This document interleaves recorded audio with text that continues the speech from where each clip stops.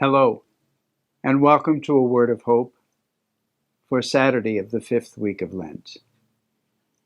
The theme today pretty much follows closely upon what I preached yesterday, upon our leaning upon God for all, no matter what we go through, no matter what our trials, no matter what our stresses. And from the first reading from the prophet Ezekiel, we start to hear of God's desire that the nations of Israel be restored to unity. They've been divided. They've gone their separate ways. One dislikes the other. We know the story. It goes on in our own world today, all around us. But we hear in the reading that God desires restoration. God desires healing. God desires that things be made right again. And the responsorial psalm says, "The Lord will guard us as a shepherd guards his flock." And even though there are all these troubles, all these woes, at the end, the verses of the psalm say, when all of this restoration happens, then the virgins shall make merry and dance, and young men and old as well. I will turn their mourning into joy. I will console and gladden them after their sorrows. That last line is what strikes me the most. I will console and gladden them after their sorrows.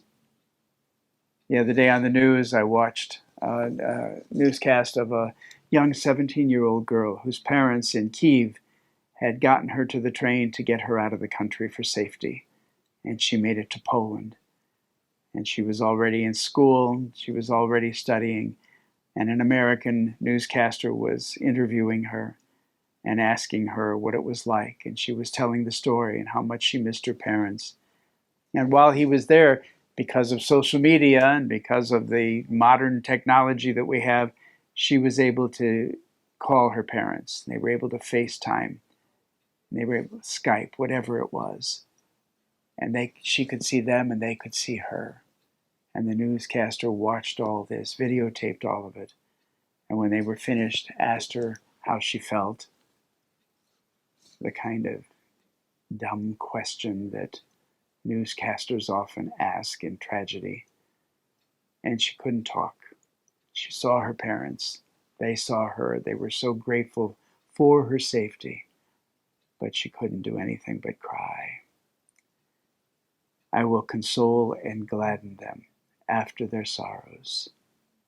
It's a long haul, my friends. What Ukraine is going through now is going to be a long haul, not only for them, but for the rest of the world, to do what they can to console and gladden their sorrows. It will be up to us.